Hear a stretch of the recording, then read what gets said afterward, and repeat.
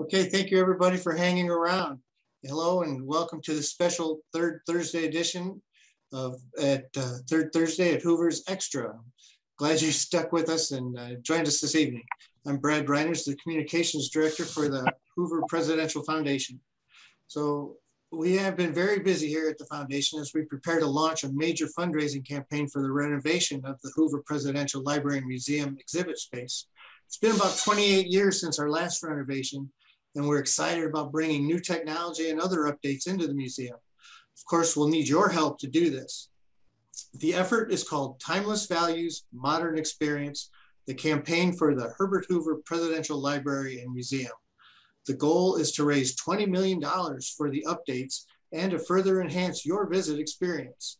As a special benefit, Iowa taxpayers who contribute to the Timeless Values campaign can earn a 25% Iowa state tax credit for their gift of any size, no matter how much that gift is. You can learn more about this amazing project and the tax credit at timelessvaluescampaign.org right after this program, of course. Now, I'd like to encourage you to regularly check our website and Facebook page, as well as those of the library, historic site, and your favorite public library for special program offerings that will pop up in the months ahead. In fact, we have online programs every month for you to enjoy. Next week, during our regular monthly event, Laura Keyes will present Little Fashionista on the Prairie. It's a program about the clothing Laura Ingalls Wilder wore on the prairie and the purpose and function behind them. Registration is still open for this free program on our website or through one of the partner libraries. Now, as for tonight's program, we invite you to enter questions at any time during the program through the Q&A feature you'll find along the edge of your screen. You may also vote for questions someone else has entered if you'd like to hear those questions answered. As we might not have time to answer all the questions provided, top vote getters will get asked first. Tonight's presentation is called The Life of Jesse Hoover. It's my pleasure to welcome our own Herbert Hoover National Historic Site Ranger, Peter Hanley.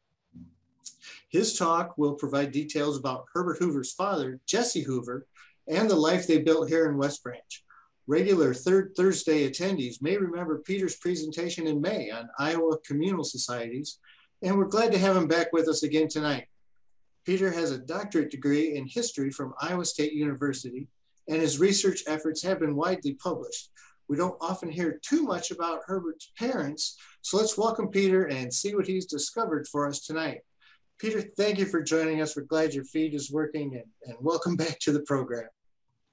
And thank you everyone for hanging in there, and for the folks that got the technical glitches taken care of. I think it's really funny because Jesse Hoover was a very mechanically minded person, and here I am struggling with technology. Now tonight I'm going to be talking about Jesse Hoover because this past Thursday, September 2nd, was his 175th birthday or birthday anniversary. So he was born on September the 2nd, 1846, near West Milton in Union Township, Miami, Ohio, Miami County, Ohio, which is about 18 miles north of Dayton. And so what I'm going to be doing is giving an overview of his life. I've been researching him for about 2 years now and been looking in different resources as I've been able to kind of flesh out the basic story of this blacksmith, farm worker, an entrepreneur who happened to be the father of the 31st president of the United States. Jesse Hoover was much more than that. He was in many ways typical of a certain breed of businessman in the coming of age years of Iowa in the Gilded Age of the 1870s, 1880s, and 1890s. And he was definitely a young man who was carving out a career both as a businessman and as a public figure when his life was cut tragically short at the age of only 34. One of the questions that we can well ask is what influence Jesse actually had on the life of his sons and daughter Certainly, he died when they were very young, and both Bert and Theodore Tad Hoover had very, very faint memories of their father, and their sister May could not remember him at all. But the legacy of Jesse Hoover, especially as conveyed through stories told in the family, certainly shared this sense of a man who worked very, very hard, who was very creative, who was a devoted family man. And that example is probably what touched Herbert Hoover the most. So we'll go to the next slide. And this is Jesse. There are only 3 pictures of him, by the way, and I'll show all 3 of them during this presentation. I know you're going to get to move into your new place, but first, there's a couple. Okay, so there are 3 photos of him. One is a very young man taken when he's about 24 years old. This one taken when he's about 30, and another picture taken during a family reunion. He was a child of the pioneer West. The Hoovers were an always westward moving family, starting in the 18th century in North Carolina, and then ultimately moving north to the Dayton, Ohio area at the turn of the 19th century. Next slide, please. These are Jesse's grandparents, Jesse Hoover, on the left. Well, hopefully you can tell that's the grandfather. And on the right is Rebecca Yount Hoover, his very indomitable grandmother who lived to be nearly 95 years old. The Hoovers lived in the West Branch Quaker community, which, as I mentioned, was about 18 miles north of of Dayton, Ohio. The picture on the right of your screen is a reconstruction of the original log meeting house that the Quaker community built there. And unfortunately, I learned 2 weeks ago that reconstruction has since been removed. All that remains of that Quaker community today is the cemetery where there are approximately 4 generations of Hoovers buried. Jesse and Rebecca had a large family of 9 children, one of whom, of course, was Eli Hoover, the future president's grandfather. Let's go to the next slide. Here's a map of Miami County, Ohio, which we know because of the way they spelled it in some of their documents that the Hoovers at least pronounced as Miami. Eli Hoover was born 201 years ago, July 17th, 1820, on the family farm, came of age there. He was a farmer. He did carpentry work.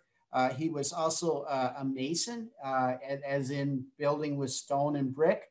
And in fact, he was well known for building cisterns for his neighbors. He eventually married a woman named Mary Davis, and they lived in the house that you see pictured on the right side of your screen. So the top image is a black and white photo from a newspaper clipping from 1928 that shows the house as it was then. And then a friend of mine made a special trip to the area and located that same house as it is today. And that's the picture in the lower half of your screen. The Hoovers had a family of their own. They were married, of course, in 1840. They lived on a very tiny farm, only 8 acres, so kind of a subsistence farm, with Eli probably doing those other crafts that I mentioned to support the family.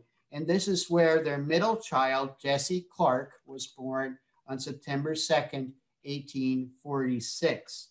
And at the time of the census in 1850, the Hoover family consisted of Eli and Mary, the parents, both aged 30, a daughter Eunice, a son Alan, Jesse, who was 4, and Rebecca, who was 1. And then there would later be another son named Henry Davis Hoover, who went by Davis all his life. So this is Jesse Hoover's family. Mary Hoover, the mother, had pulmonary disease. Some people thought it might be actually a form of tuberculosis, and she took ill. Next slide, please. This is Eli Hoover on the left and a picture of the Hoover family plot at West Milton. And unfortunately, Mrs. Hoover, Mary, died in March of 1853, and their oldest child, Eunice, died just a few weeks later, about a month and a half later. The Hoovers already had some relatives in Iowa, and they were very interested in moving west. And they actually got, in those days, you had to go to the Quaker meeting to ask for a certificate of referral so that you could transfer to another meeting.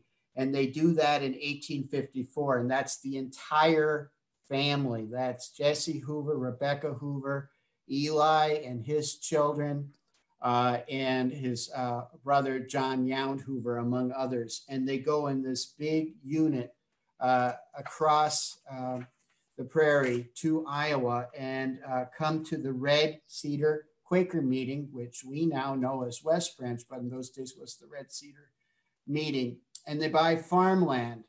Eli Hoover bought a quarter section of land right on the border between Cedar and Johnson County. In fact, it is literally on the edge of Cedar County. It's right across from the current West Branch High School. And of course, little Jesse started helping his father around the farm and attending school. And then in next slide, please. I got this nice slide here that shows you the map of Cedar County and Springdale Township. The yellow arrow is pointing at the rough location of the Eli Hoover farm. It's in this first year that they've arrived in West Branch that Eli Hoover remarries. He marries a woman named Hannah Leonard. Next slide. Hannah Leonard was a good decade younger than Eli Hoover. She doesn't look like the happiest person in the world. She was an Irish immigrant. This is one of the only photos, unfortunately, that we have of her. She was obviously stepmother to Eli's children, and she, in fact, was the mother to Eli's second family. We know from Tad Hoover's memoir, this is the president's brother, that she was not exactly liked by the older children. Tad Hoover said, well, she had a bit of an Irish temper, but I always got along with her fine. But anyway, this is the grandmother that Herbert Hoover would have known and whom he actually referred to as Aunt Hannah for some reason. Next slide. Jesse attended school in West Branch in the schoolhouse that we have in the park today, the little 1853 schoolhouse, which was also the Quaker meeting house in those days. His teacher was a very remarkable man named Joel Bean. That's actually a photo of Joel Bean there around the time that Jesse Hoover was one of his students. And lo and behold, Joel Bean, his family was heavily involved in starting the Pendle Hill Institute for Quakers in Pennsylvania in later years. And his personal papers are at Swarthmore College. And among the papers he saved was his school record book from 1855. And so here in the winter of 1855, you can see Jesse Hoover by the red dot, that's his name, his attendance record. And then also a page where Eli Hoover is recorded, again marked with a red dot, paying his share towards the teacher's salary. So we know that little Jesse attended school pretty regularly and studied from pretty standard readers of the day and got a fairly decent education. How much of an education he got, we don't know. This is so far the only record I found of him actually attending school. I have a suspicion that he basically was done with his education by the age of 14, which would be in 1860. There is a story that in later years, Joel Bean and his wife Hannah started what was called a select school at their family farm just outside of West Branch. It was called the Evergreens. And that this is where Jesse and Huldah met. Well, truth be told, the attendance records and the record books for the school out at the Evergreens do exist, and Jesse's nowhere to be found. Huldah's there, but Jesse is not. And I've come to the conclusion that really by 1865, when that school opened, Jesse would have been 19 years old. He was already done with his schooling. Probably received a very basic education, reading, writing, and arithmetic. We, as far as I know, do not have a single example of his handwriting other than a signed check. We have no letters. We have no other documents whatsoever.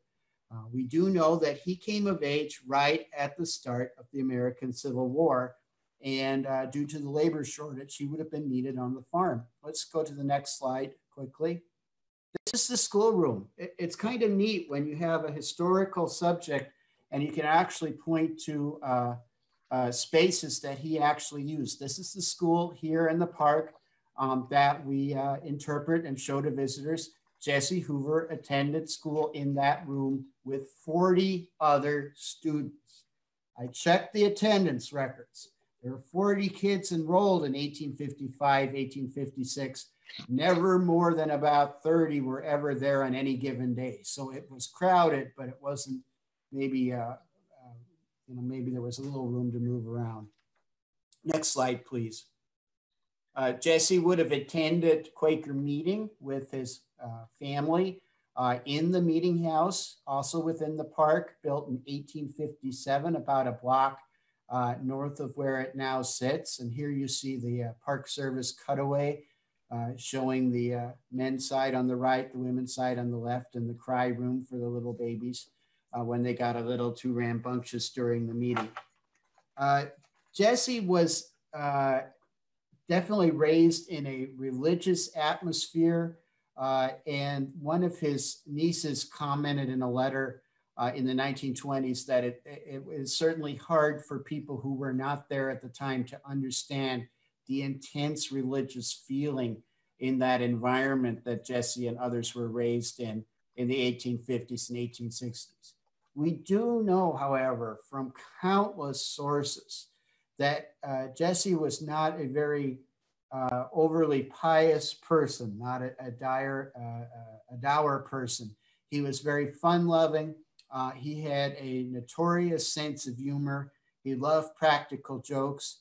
And even though his wife, his future wife, Huldah Minthorne Hoover, was a pillar of the Quaker meeting in West Branch, Jesse didn't always go to meeting with her on the twice weekly meetings.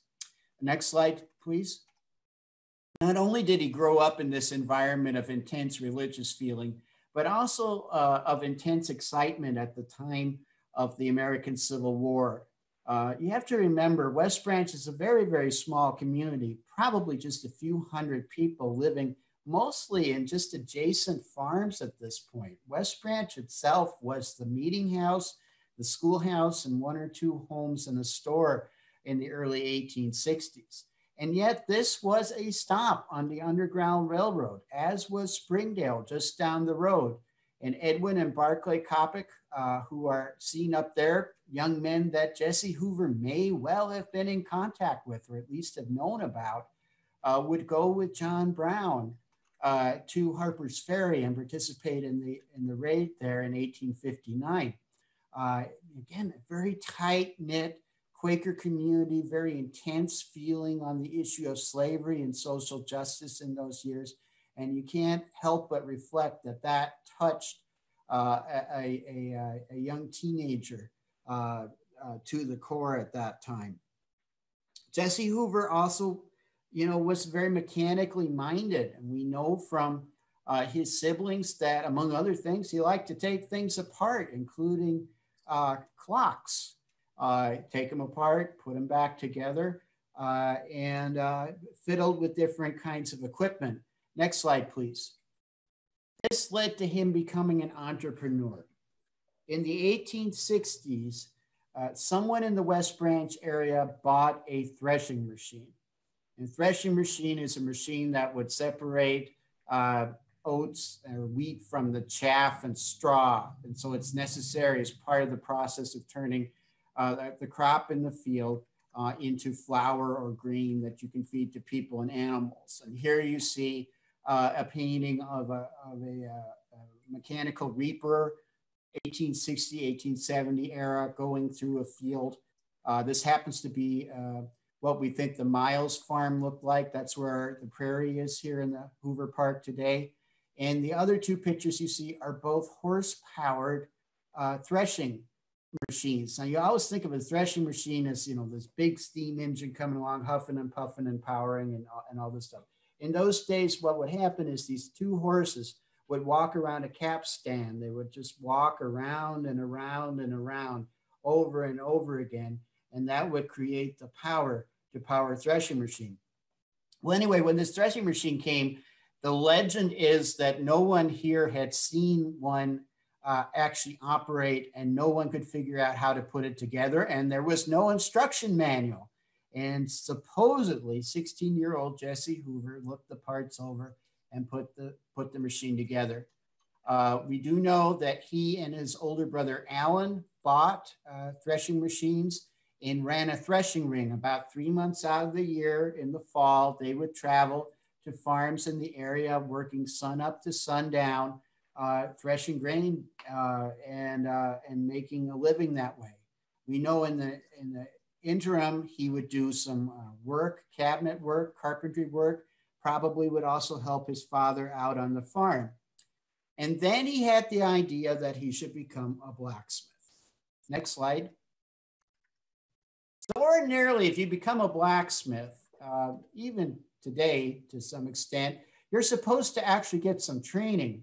And for an average young person in the 1850s or 1860s, it probably meant about 3 or 4 years working with a master smith, probably your father or grandfather or a relative. Well, no one in Jesse's family was a blacksmith. And there was a blacksmith in West Branch. His name was William Bogey at the time. But Jesse had picked up a little bit of the art of shoeing horses, farrier work, when he was running his threshing rig. And his brother-in-law, Dr. John Minthorn, writing a letter in the 1920s, said that basically Jesse just decided, I know enough to shoe a horse, I can learn the rest of this trade. So he set himself up as a blacksmith without any formal training. What he did is he hired an assistant, a journeyman blacksmith who had some training, and they just worked together, and he picked up what he needed to know. And as I said, he bought out the equipment of a man named William Bogey, and this is in about 1869 or 1870. And he had this blacksmith shop. Where that original shop was, we don't exactly know, but he was in business by the time of the 1870 census. His profession was blacksmith. And you have to remember, at that point in history, blacksmiths weren't making a lot of things from scratch. They were repairing things, and they were resizing shoes. You know, they would shoe horses, and you would, of course, shoe a horse several times during the course of a year. So it was still a very good trade to be in. But a lot of things were being manufactured, and they were coming in from Chicago on the Burlington and, you know, on the railroad here. And so Jesse would have basically been a repairman, fixing things and shoeing horses day after day as he made his way as one of 3 blacksmiths here in the town of West Branch. It was also, next slide, about this time that West Branch actually became a bona fide town. The railroad reached West Branch, and it developed as a farming community in the 1870, 1875 period. This happens to be an 1875 map of town. And by 1875, Jesse Hoover had also courted and won the hand of Huldah Minthorn. Huldah was a former school teacher. We think the two of them basically just met through it being a small town. You bump into each other. I mean, good grief, West Branch had 300, 400 people at this time. They were both involved with the Quaker Church. And they probably both attended lectures in Iowa City. Huldah's brother, Dr. John Minthorn, remembered that these groups of young people would saddle up a buggy and they'd head to Iowa City and they'd go and they'd listen to Josh Billings, Mark Twain, and other celebrated speakers of the day, have an oyster supper and drive the 10 miles back to West Branch. And that's how you courted in those days. And of course, there were other social events and so on. And the Hoovers decided to get married. Next slide. Here we see Huldah, and on the right, we see a picture of North Stars School, which is the school that Huldah taught for a time near Muscatine. Next slide. This is the marriage license. Huldah and Jesse are both pictured here in about 1870. That happens to be the earliest picture of Jesse there on the left. They got their wedding license in Iowa City, and they were actually married by the Reverend A.M. Smith by Oasis, which is about 4 miles from West Branch. They're married out at a parsonage in the country. They weren't married in the Quaker meeting. And why that happened, I have not been able to find out. Typically, if you married outside the Quaker meeting, you could be disciplined by the Quakers. There's no record of that ever happening with the Hoover couple. They just went off, got married, came back to town and set up married life. Ultimately, they had a son, Theodore Jesse, who was born almost a year after they were married. It was about that time that Jesse Hoover decided, well, it was high time that he built a house and a new blacksmith shop. So he and his father together bought 3 lots at the corner of Penn and Downey Street in West Branch, and together built the Birthplace Cottage, and right across the street from that, the blacksmith shop. Can you go to the next slide, please? So here we have an 1875 view of West Branch of Downey Street, the way we think it looked when the Hoovers lived here. One thing you're going to notice that's different from what visitors see today is that the blacksmith shop is located right on the corner of Penn and Downey Street, facing onto Downey. When they reconstructed it in the 1950s, they decided to put it back a way so that it didn't overshadow the birthplace. Thank you for your time. Tenant evaluation. Calls for the price one here. We know that Jesse was a bit of a carpenter. And the picture there in the center, the sort of bookcase cabinet on top, which is displayed in the Birthplace Cottage today, is something that Jesse supposedly built. So that is the only piece of possibly authentic Jesse Hoover furniture we have. One thing that I know that now that is wrong with this picture is you see that big Methodist church off to the right. Yes, indeed, the Methodist Church was right next to Jesse Hoover's blacksmith shop, but in 1875, it was only half as big as what you see in that drawing. Next slide, please. Well, here Jesse's advertising in the very first business directory of West Branch. J.C. Hoover, blacksmith and repair shop, horseshoeing and plow work, a specialty, also dealer in all kinds of pumps. Prices to suit the times. This, by the way, is the only ad that I found that he made that didn't have a joke in it. He tried to use humor to sell his services and his product. This is the 1875 business directory for West Branch. It is the only copy, and unfortunately, there's a nice little tear that runs right through Jesse Hoover's ad, but at least you can see where it is. On that sheet. And you can also get an idea of the other businesses in town at that time. And for some of you who are familiar with West Branch, there's some familiar names like Rummel's on there, W.H. Walker, who was the Hoover family dentist, and many others. Next slide. This is what we think Jesse Hoover's shop looked like. In the 1920s and 1930s, some artists came and basically interviewed some of the elderly folks here in West Branch. And these are different versions of what they said the shop looked like. It was a double door building. We now know from archaeology that it was 16 feet wide and 25 feet long. The reconstruction's about 8 feet wider than the original building. But you can see that when they did the reconstruction in the 1950s, they tried to follow these drawings somewhat. And he had a successful business. There were 3 blacksmiths in town. 2 of them worked together as partners, and then there was Jesse. And he was a blacksmith for about 8 years. He made enough money to go into business selling farm implements. So he definitely ran a successful shop. Next picture. This is the only photograph of the actual blacksmith shop. It's in the upper left of your screen.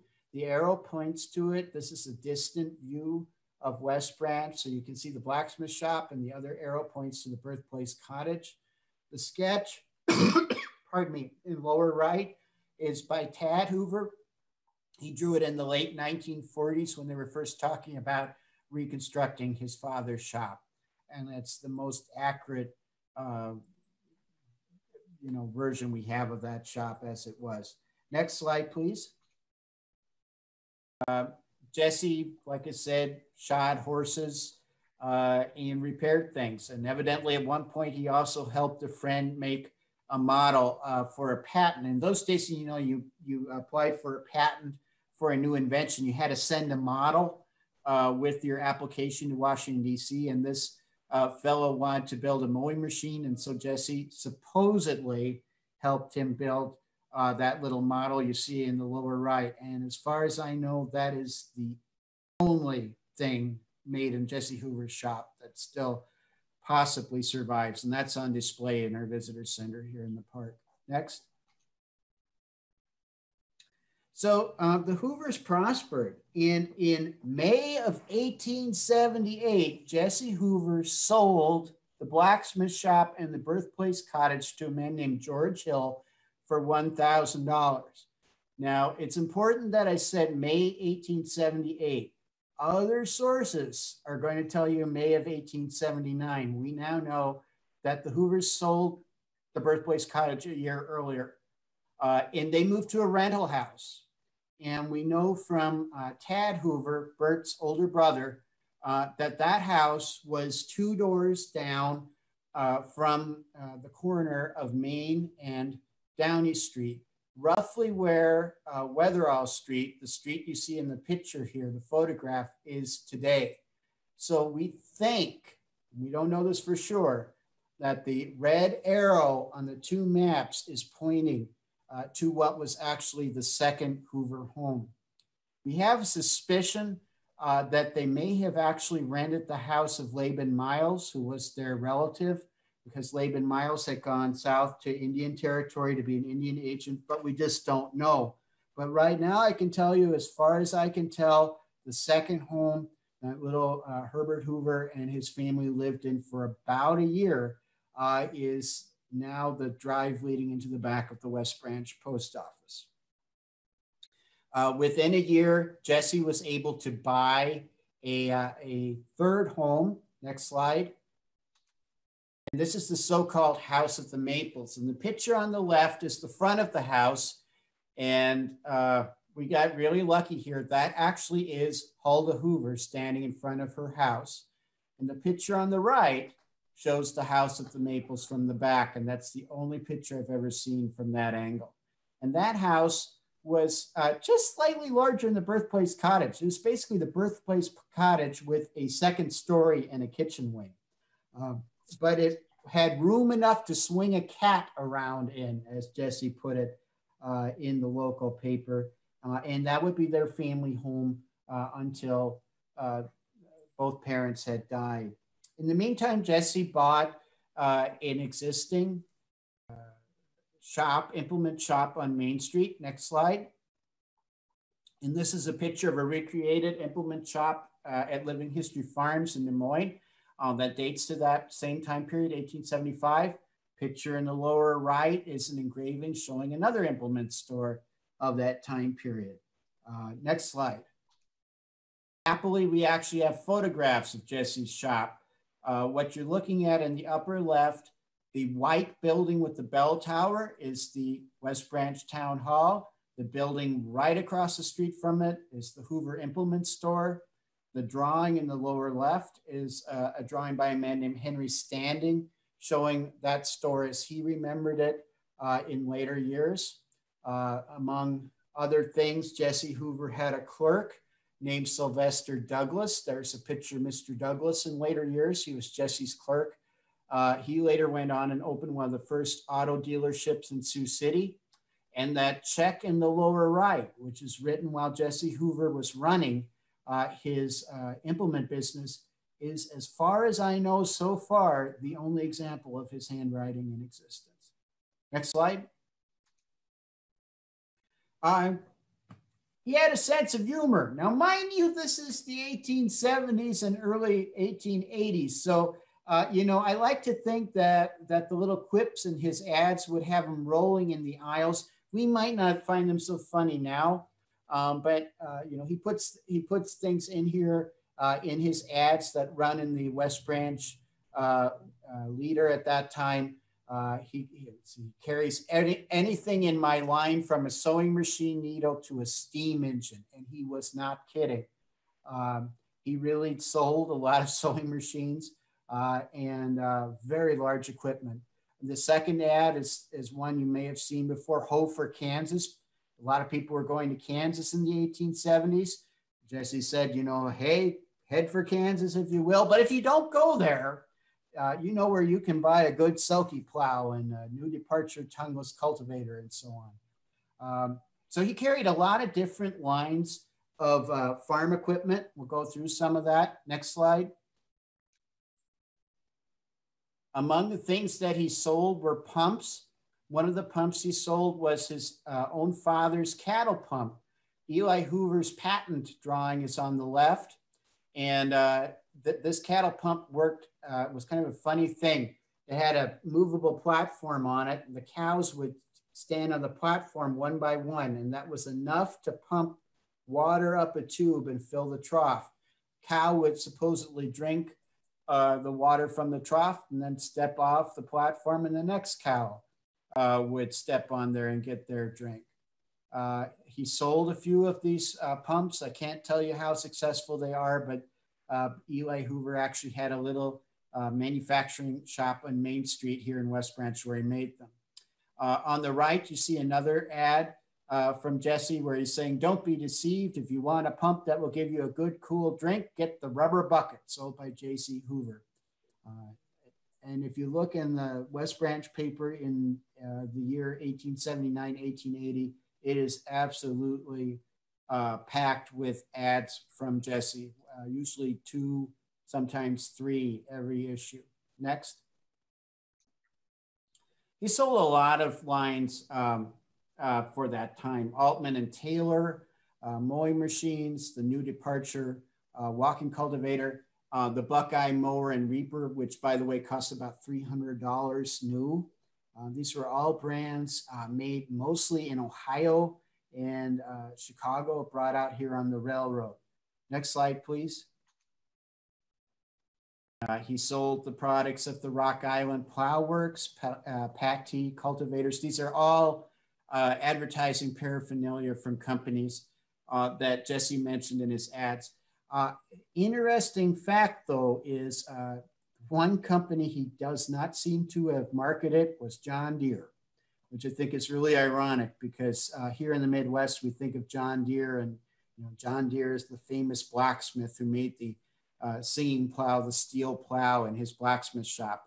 But nope, not a line that Jesse Hoover carried. Next slide, please. And he sold a lot of sewing machines. He sold 5 different models of sewing machines. I can't tell you if that was typical for a farm implement store at that time, but it sure was for him. He even had an ad in the paper where he said, Why go all the way to Iowa City when you can buy your sewing machine here in West Branch and save a few dollars? And in fact, we have one of these sewing machines that he sold. It was a Victor sewing machine. The couple that bought it lived until the 1930s. They traded a heifer for the sewing machine. So we know that Jesse wasn't always taking payment in cash. So the Hoovers got a cow out of the deal there. And that sewing machine was still being used in the 1930s and has since been donated, and it is on display in the Birthplace Cottage today. Next slide. Jesse was also pretty innovative. Now remember, he has this implement shop for just about 2 years. But one of the things that he makes and sells is barbed wire. Barbed wire, the original patents for barbed wire are 1874. This is new stuff. They had just developed the equipment to put these sharp, pointy barbs, tie them onto strands of wire and then stretch them tight to make fences. You know, it's the wire that won the West, as they used to say. It was big in cattle ranching and so on. And Jesse would actually advertise for people to come and bring their old wire fence in to his shop, and he would use a machine similar to the one you see in the patent drawing and in the drawing in the lower right to add the barbs.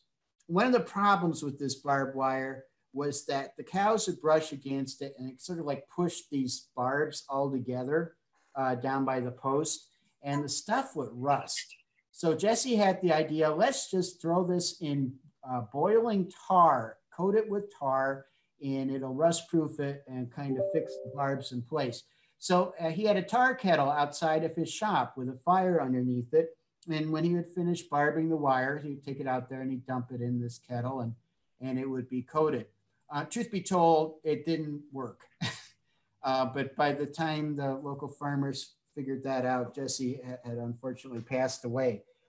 This also led to one of the most famous incidents of Herbert Hoover's childhood. Next slide. Little Birdie Hoover on December 27th, 1879, decided that he was going to see what would happen if he put a burning stick in his father's tar kettle. And you can read here what happened. It caused a lot of smoke and a lot of fire. The people came running to put the fire out. No one knew what happened. They assumed that the tar had just kind of like boiled over into the fire and caught. Nobody figured that a little 5-year-old boy had thrown a burning stick in there. And nobody would know for another 35 years. And one night, Herbert Hoover in his London mansion told his brother, hey, you remember that time that there was that big tar fire at Dad's shop? That was me. And once Herbert Hoover had that story off of his chest, he couldn't resist retelling it. I've read through all the speeches he gave when he was in West Branch. He has to mention that story every single time. The other story that he remembered and that he told repeatedly was that he stepped on a hot piece of tar in his father's shop and he carried the brand of Iowa on his foot for the rest of his life. And sad to say, those are the only memories he had of his father. Next, please. The Hoovers were a happy family. They had a large extended family, the Mileses, the Minthorns. Their home was kind of the center of activity. We know that the family went to the Cedar River to picnic. We know that they went to the fair in West Liberty, 4th of July celebrations. They were Quakers though, so the children weren't allowed to read Youth's Companion or novels or other worldly books, but they seem to have had a very happy and very stable childhood. We know that the boys would actually sit in the blacksmith shop and watch their father at work. And of course would also sit and watch him at work in the implement store. Next slide. In 1878, the Hoovers all had a big family reunion here in town to honor Rebecca Hoover, Jesse's grandmother, on her on her birthday. And Rebecca is the elderly lady in the white cap seated in front. And if you look at the picture, in the exact center, there's a tree. And there's a little boy climbing up that tree, and that is Theodore Hoover, Herbert Hoover's older brother, later the dean of the Stanford School of Engineering. And just left of him, you see the top of Jesse Hoover's head and a little boy's face. And that little boy is Herbert Hoover. And this is probably the third photograph ever taken of the future president. Next slide, please. Jesse was an up and coming young man in town. He got elected to the town council in 1880, attended a few meetings.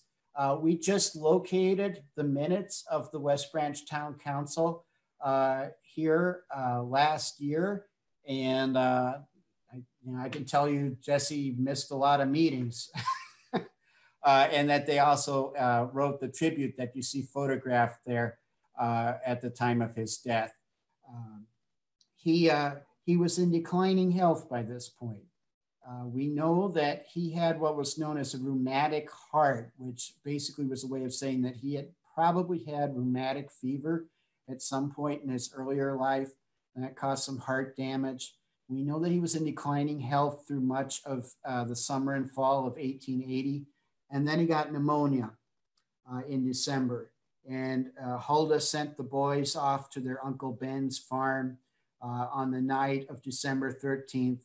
She sent a messenger by sleigh to bring the boys back, and what they found was the family gathered in the house and their father had died at the age of only 34. Next slide, please. Jesse was the very first person ever buried in the West Branch Cemetery. It's in plot 1, grave 1. That's his gravestone.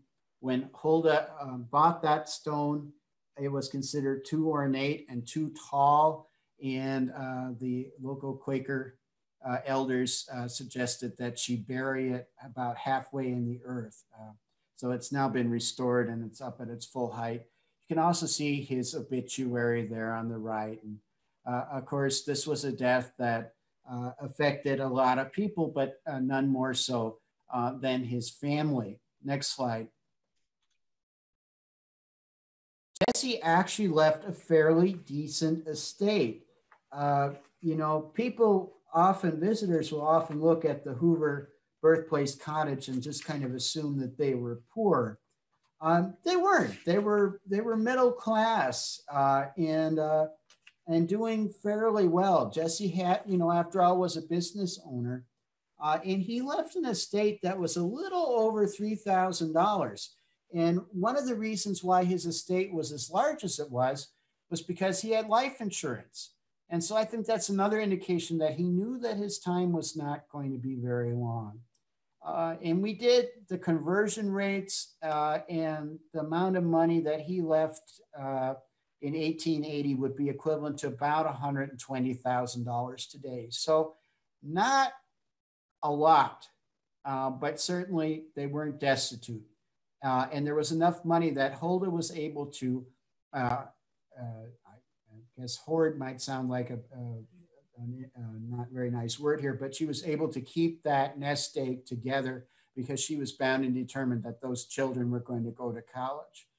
She took in sewing. She had a widow lady who rented a room from the family, and she made ends meet. Unfortunately, as you know, Huldah Hoover herself would die of typhoid fever in February of 1884. Next slide. And there's the sewing machine in the birthplace cottage. Next slide. Huldah sold the ag business, the implement business, to Ben Hoover, Uncle Ben. And Uncle Ben seems to have run it for about 3 years. They also had a big auction where they sold a lot of Jesse's property. And if anybody is interested, there's a fairly long estate inventory of all the equipment that was in the shop. Next slide. And there are the 3 children who were orphaned after both their mother and father died, and they were sent to live with relatives.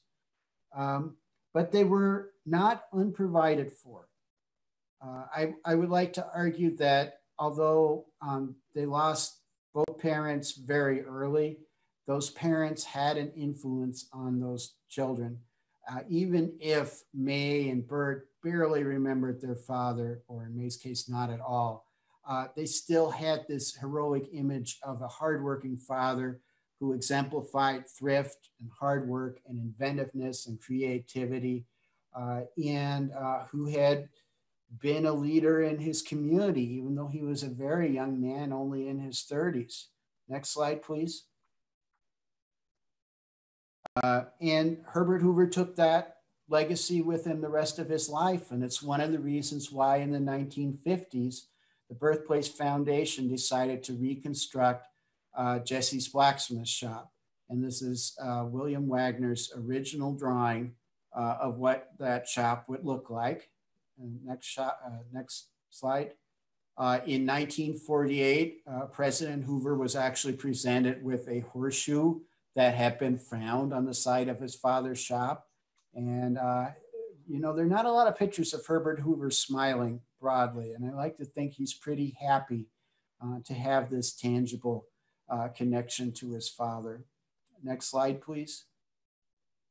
Of course, blacksmiths in American history are these heroic figures, or well, I'm a blacksmith, so I like to think that they're these heroic figures, but you know, these hardworking, creative people who are the backbone of their communities.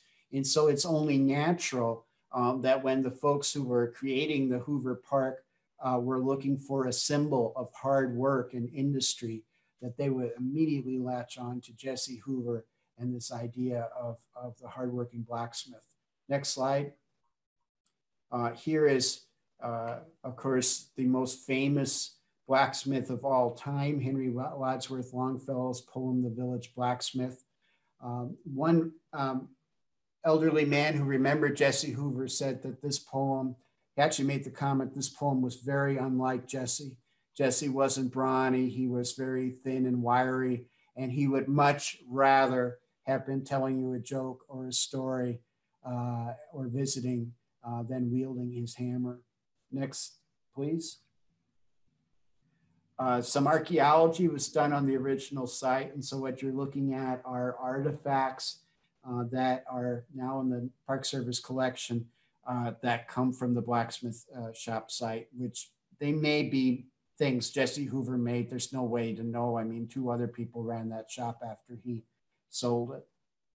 And then next slide. And that is the life of Jesse Hoover, a man who lived 34 years, but certainly gave birth, well, Hulda did, was the father of a president of the United States. It's not an inconsequential life. It was a short life. It was in some ways a very ordinary life, but because his son became a very important figure, a lot of information about Jesse has been preserved, and I've been able to pull that together over the last couple of years to try to paint a more three-dimensional image of this young man. I really have been trying to make Jesse Hoover more than this man with a really long beard who died at the age of 34, which is where I think that story ends for a lot of people. He was an interesting man in his own right. He has an interesting story. His story tells us a lot about the community and the family that shaped young Bert Hoover and set the stage ultimately for his later career as a humanitarian and as President of the United States. And thank you all very much. And again, thank you everybody for hanging in there when we were having our technical problems. Yeah, thank you, Peter. That was a lot of great information and things that I'm sure all of us had never heard about Jesse Hoover, because he's just the footnote to Herbert's story. And so it's great to learn all those different things and all the things that he was into, whether it was the blacksmith or the implement store. And sounds like he was a really go-getter, going after all kinds of different projects. Was it hard for him to focus on one thing? Did he kind of tie everything into his whole life there? I think, you know, that it was kind of all a seamless whole from starting out with the threshing thing, you know, that was such a technical job, to going into blacksmithing. And then even when he had the blacksmith shop, he was, we know, selling farm equipment and pumps and things like that on the side. So for him, it was all just kind of being who he was, which was a technical sort of guy and very mechanically inclined. And one thing I love about this is the story about him taking apart clocks, because we know that President Hoover in the Waldorf in the 1950s, that's something he did to amuse himself, is to take apart mechanical stuff, just like his father had, probably not even realizing that's what he was doing. And so it sounds like a lot of what he learned was self-taught in his late teen years and such, by doing things like taking apart the clocks or working on assembling that thresher. Mm-hmm. Yeah, learning from the apprentice blacksmith that he had hired. Yeah. We have some questions here from the audience. Barbara's asking, when you're talking about, you know, date night out, questioning, you know, oyster dinners in Iowa, where'd the oysters come from? That was one of the benefits of having rail connection. Those could be sent from the east. In fact, there's a really great book on the Erie Canal, and they said one of the highlights of the Erie Canal being built in the 1820s was that people in Buffalo, New York could suddenly have oysters from the Atlantic. Mm-hmm. Yeah, it was definitely a treat. And then Paul asks, did Tad and Herbert attend the same school in the park that was attended by their father? They had heard maybe that Tad attended, but not sure if there was any proof of that. So did the siblings attend that school? Yeah, that's been a question for years. The schoolhouse got moved up by the new larger school building that was built in the mid-1870s. And the story goes that the little schoolhouse was used for the primary grades. And possibly it was still being used for the primary grades when Tad was 5, 6 years old, but it definitely wasn't when President Hoover was of age. So Tad might have attended there, but we can say without a doubt that Jesse attended that school. And then Paul also noticed in one of those maps that of West Branch, there's a College Street. Was there some kind of institution of higher education ever proposed? Or was that simply where the lower level schools were located? You know, not that I'm aware of. That's a question I can't give you a good answer for. But as far as I know, no. Christine asks, how big were the birthplace cottages? You mentioned it was about as big as their 2-story house after that. Looks big in the drawing that they had in the photo compared to what the birthplace cottage is, but about how big are those buildings? 14 by 20 feet.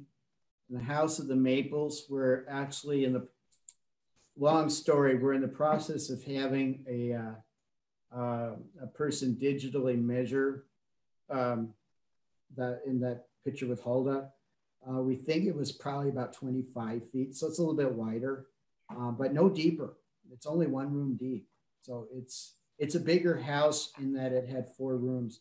We know that there was a parlor, and then there was another combination living room, dining room, as in the birthplace cottage, and in probably a kitchen that was built off the back. We know the bedrooms were upstairs. And the plumbing, so a little bit more room enough to swing a cat around. Although why you sure, that's what they said. Right. And where was the plumbing located? Oh yeah, that'd be out back. Yeah, special house for that. Yeah, you get your steps in those days by walking back to the outhouse. Mm-hmm. Paul's asking, he says, Mr. Hoover certainly seemed in appearance to favor the Minthorn side of the family. But did Herbert enjoy his time out there?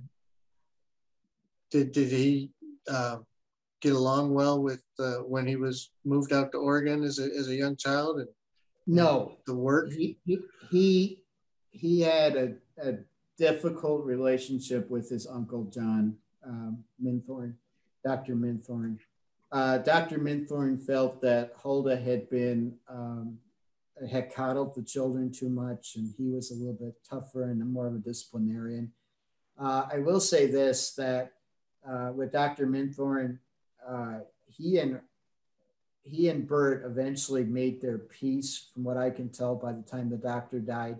Another thing about Dr. Minthorn that's important is, in a lot of ways, probably almost everything that Herbert Hoover knew about his father was from stories told him by his uncle. Thankfully, we have a lot of those stories in writing, because Dr. Minthorn also wrote an extremely long and detailed letter to Theodore Hoover at the very end of his life, and just went on and on and on about Jesse. And I have to say, you know, a good chunk of what I've been able to share tonight is based on that single letter, and I'm very grateful that survived. Mm-hmm. Is there podcasts or books that they can check into that would be helpful to understand what his life was about? Christine's asking. The only treatment of the Hoovers is Huldah's World by Huldah Hoover McLean, who is Jesse and Huldah's granddaughter. And she's got a lot of detail about Jesse in there. Most biographies of President Hoover, Jesse's a footnote. He's in pages 2 to 4, and that's about it. So there hasn't been a full treatment of him. But I would say, if you're looking for information on him, you have to go to Huldah's World. Mm-hmm. Now, when I was in junior high, we had to take home ec, and I learned how to sew. And so I've sewn things for my kids and costumes and things like that. But my kids, you know, say, well, you know how to sew. And I said, no, I don't know how to sew. I'm a fabricator. I know how to make things. So you could kind of say that about Jesse Hoover. Would you consider him a fabricator of Yes. different items? And did he ever apply for any patents of his own? He did. And I've had a difficult time following up on that. But in the West Branch Times in 1880, Amos Fawcett and he had applied for a patent for some sort of a cattle style, which is a certain gate that you would put on the edge of a hog lot. And the idea was, I have no idea how this would have worked, but it would allow the cows in so they could drink from the trough that the pigs were using. But for some reason, the pigs wouldn't be able to get out. And they said in the paper that they'd applied for a patent. We have searched and searched. We can find no record of that. Thank you, Peter. That's all the time we have for questions for now. I'd like to thank Ranger Peter Hanley for joining us tonight and for an excellent presentation. I'd also like to thank the Herbert Hoover National Historic Site and all the public libraries who helped make tonight's program a success. I encourage you all to come visit the Hoover campus and enjoy a walk around the park and explore the historic buildings as the temperatures begin to cool and the leaves begin to change colors in the coming weeks. For now, the Presidential Library remains closed to the public, but their staff is working behind the scenes as we wait for local COVID numbers to drop. The National Historic Site and Historic Buildings and Visitor Center are open for you to enjoy and explore. And don't forget to join us next Thursday, September 16th at 6 p.m. for another interesting program. It's called Little Fashionista on the Prairie, and it features a Laura Ingalls Wilder expert and researcher, Laura Keyes. You can still register for this program on our website at hooverpresidentialfoundation.org. It's a free event, and you should register even if you can't attend, so we can send you a link to the recording of that program for you to enjoy when you're able to. The Hoover Presidential Foundation staff is still hard at work and ready to assist you with your membership needs or charitable gifts in support of the Hoover campus and museum renovation. You can learn more about that and even show your support at timelessvaluescampaign.org. On behalf of all of us on the Hoover campus and the participating public libraries, we thank you for joining us, and we look forward to your next visit to the Hoover campus.